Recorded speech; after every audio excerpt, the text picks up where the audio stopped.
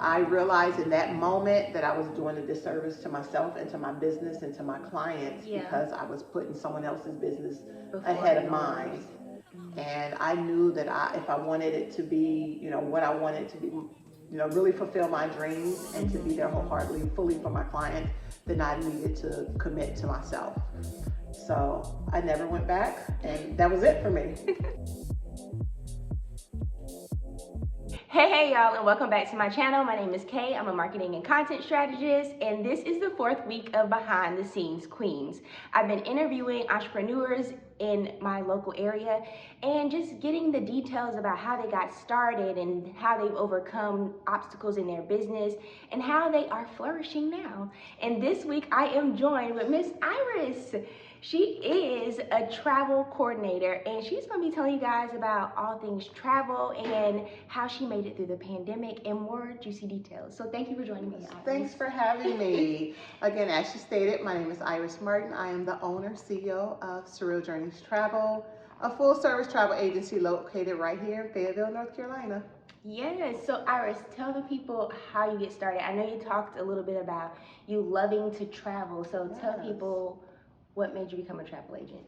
I have always been a wandering spirit. I have loved travel since I was a little girl. I am an Army brat. My mom was in the military, so we have lived in numerous cities all our lives, which started my love for travel. I've always researched it, dreamed about visiting other countries, and I did the research and took the certifications and opened up my travel agency.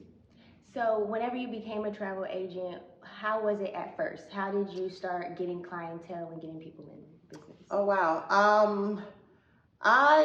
It helped that I'm a social butterfly. I literally am an extrovert. So I've worked as a bartender for over 20 years. I always hung out a lot and went to networking events. So I've always known a lot of people. And with me living in different states throughout my life, I have connections everywhere. So once I decided to start my agency and I just put it out there, I actually started getting bookings. Oh, wow. Yeah. So where was the first place that you put your agency in? The first place that, I started my agency when I lived in Virginia Beach, Virginia. Okay. And at the time I was working bar at night. I was bartending, and while I was serving drinks, I was talking about, upcoming trips that I had planned. So it was easy to get my first clients that way. Wow. Okay, that's awesome, because it was just really convenient. It's like, oh, I like to hang out and party, and it's like, oh, I can travel and do the same type of stuff. I made their drink and slid them my business card. Ooh, I sure did. That's really smart. I did. And so they started booking you. You had a website and everything. Yeah. So when I took the certifications that are required, to be a certified travel agent, I studied a lot of destinations, and I worked on, finding great deals and packages and stuff like that. And when I felt like I was able to provide a great service to people, then I started marketing myself, putting it out there. Okay. And I specialize in group trips. Okay. So that's always helped me, because a lot of people have a fear of travel if they've not, gone beyond their little bubble. And I organized group trips and, acted as a host, so that made people feel more comfortable in traveling with me. Okay, so you always started off as a group trip. My first booking, I organized a group cruise. Wow. I did, and I think that first booking, actually I remember, it was my 40th birthday. Wow. And so my goal was to get 40 people to travel with me for my 40th birthday, and I surpassed that goal. Wow, that's amazing. Yeah, thank you. That's amazing. Because I thought, like, when I first met you, that you would have been just booking it and people would go, but you just been the social butterfly. You just jumped out there, started the group trips, and she's still doing them now, y'all. She has a whole year calendar full of group trips. 2 years. I have it booked out to the end of 2024. Wow. Yeah. Okay. But so I started with the groups because that was what I was comfortable with. And then I started doing personalized trips. Once I started adding agents and stuff like that. Okay. Because most people, when I meet them as travel agents, they usually have the personalized trips, but you just went for it. I did. That's awesome. I forgot to mention that not only was I tending bar, but I also acted as I threw parties and events. So I was like a promoter as well. Okay. So that helped. So I basically took my trips from being local, or excuse me, my parties from being local to taking them internationally. So everything that you were already learning was preparing you to go to the next step. There you go. Yeah. Correct. It's always, life has a funny way of doing that for you. Okay, so you're going on these group trips. How did it feel whenever you got your first paid client? Because I love asking people. And you have over 40 on your first trip, so I know. Yeah, it felt surreal. It felt like I was really living a dream. Like I could not believe that I was getting paid to do what I love to do. Right. Isn't that amazing? Yeah. My first trip, I'm like, I did this. Like I got these people to step outside of their comfort zone and visit other countries with me, with my company. So yeah, it was the best feeling. It still is. I still feel like that every day I get a new booking. I really, really do. Like, wow. And then Africa, being in Africa, that reminds me of like the best feeling in the world. I remember the first time I took a group over to South Africa and I literally cried one day. I just could not believe it. I'm like, I really have all these people outside of, you know, the U.S. in the motherland. Helping them make memories. Yes. That's so amazing. So you have you're traveling in these groups and you have these amazing people and you're making these amazing memories.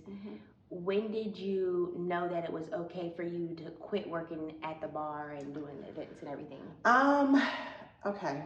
So you know how I said I had problems committing and doing the 9 to 5 and all of that? Yeah. At the time that I made the decision to go full on 100% within my business, I actually was substitute teaching as well. Wow. I was substituting in the daytime and I was working the bar at night. Okay. And I remember the day 100%. I literally was in the classroom teaching students and I had a client traveling that day and my phone kept ringing and I was in the middle of teaching and of course you can't answer. You have these 6th graders looking at you and you're teaching an assignment, but I'm looking over and I can see my cell phone continuously ring and I recognized the number as one of my clients that was traveling that day. Okay.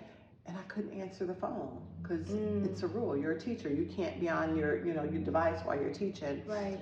And I started sweating. I was feeling stressed out, and it took a toll on me. And the moment those students walked out that classroom, and I answered the phone, and I spoke to my client, she had missed her flight.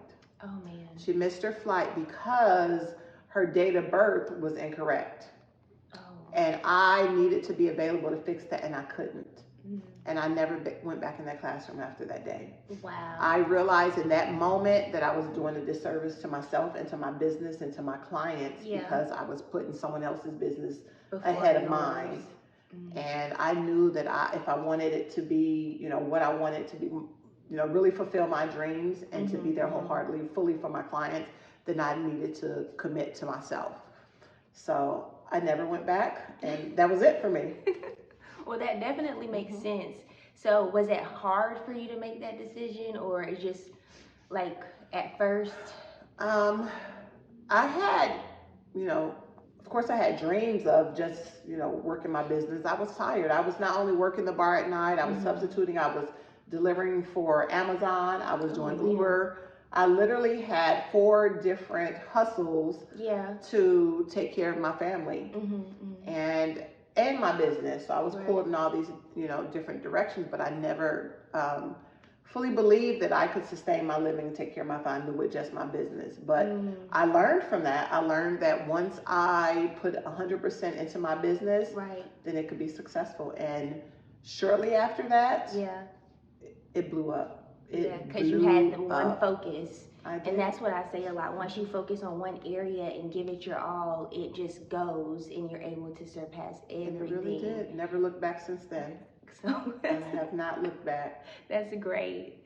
So now that you're in your business, things are flowing and everything, what are some obstacles that you had to overcome? Obstacles is I probably should have saved a lot of money first. That was probably my biggest mistake, just jumping out there like that. Yeah. Because I don't regret it. Don't get me wrong, I don't regret it. However, if I had a little bit more patience and I prepared myself for that moment, saving money, don't quit your jobs until you are ready and you have that cushion to take care of yourself. because I literally starved for, you know, the first year probably, while I prepared myself for that moment. So that's one thing that I took away that I should have done. I should have, you said lessons I learned, right? Yeah, yes. Okay, I'm sorry. Other than, you know, saving money, I should have learned more about destinations. Okay. Prior to that, I should have visited more destinations before, before quitting and going fully into it, because there's learning curves with everything. Exactly. And of course, I made a few mistakes along the way, putting people in, you know, hotel areas that probably weren't ideal, or hotels that I, you know, thought they had good reviews until they got there. Right. But everything was a lesson. I regret nothing. I have since then visited probably everywhere that I book people. You know, I now do site visits and inspections prior to sending folks there. I learned how to save for the months that I, you know, not making as much money as I am other months, but it wasn't in vain. Everything that happened was supposed to happen, and I learned, and now I'm a better business owner because of that stuff. Right. I feel like those things help you, you know, fix it so that you don't have those gaps in the future, and it makes it flow smoothly, and you're able to give a better quality customer experience, because it's like, hey, I learned from this, and you know, I can fix it, and I know how to navigate everything. Absolutely. Yes. So with the whole pandemic, explain to the people. How did you make it through that? Because with no traveling, how was that for you? Oh, goodness. Okay. So luckily, I don't have to. I can't say that I had no travel. Okay. What I will say is that I had probably 2 months where it was no travel. But after that, luckily, I have clientele that are really passionate about traveling. Okay. And for them and for myself, travel is self-care. Okay. And being home and not being able to do anything, they just couldn't do that. I couldn't do that. We were suffering at home. So as soon as, you know, the world allowed us to travel and countries reopened, Mexico and Jamaica, we literally were there in, let's see, the world shut down in probably March. I think we were there in May. So it was hard with you know, people that had personalized trips, but my organized trips, like to certain countries that were closed, I basically just rerouted the groups that were supposed to go to destinations that weren't open. We just changed it to Mexico and Jamaica. Whoever would allow us to come, we were still able to travel. Okay, so you made it work. We made it work. And by then I learned lessons, so remember I had a cushion back then, so that also helped. That's definitely a good thing too. Yeah, because you've been doing this for a while, so you were like, I know what I got to do, and I can take care of everything. I did. Smart. So you're traveling, you're doing all of these things, you're living out your dream, because you're a social butterfly. I am. And tell us one thing for any entrepreneur who does decide to start their business. What is one piece of advice that you would give them? Save your money. Do not quit. I'm going to keep saying that, guys. That is the number one thing that I learned. Please, please, please save your money for a rainy day. So while you're working that job, you're hustling, save the money, have a cushion to prepare yourself. Because like the pandemic, nobody could have predicted that. You'll never know. Right. My other advice is to don't give up. Just don't give up. It is going to start slow. Everyone is not going to wake up tomorrow a millionaire, a thousandaire, 6 figures. But you can't give up on yourself. Like, please stick with it.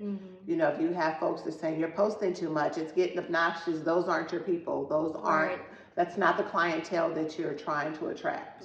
Like, don't give up. Stay on top of it. Be knowledgeable about what you're, you know, what it is that you're selling or the service that you're, you know, presenting. And believe in it. Believe in your business. Believe in your passion, and do whatever it is that you love to do. The money will come. I agree with all of those. You have to believe in it first in order for it to sell, because if you don't, it's going to show that you can't sell it. And then post and do whatever you need to do if that's what you feel like you need to do to get your clientele. I definitely agree. And you said keep going and don't give up. So Please. a lot of my people I interview say that. What helps you to keep going? That's what I want to know, because it is hard to keep going and to keep, especially when you're not seeing fruit from it. Right. Like, so what is something that helps you to continue to go? Because I'm passionate about it. Mm-hmm. Like, don't just start a business just to start a business. Really start the business with what it is that you love to do.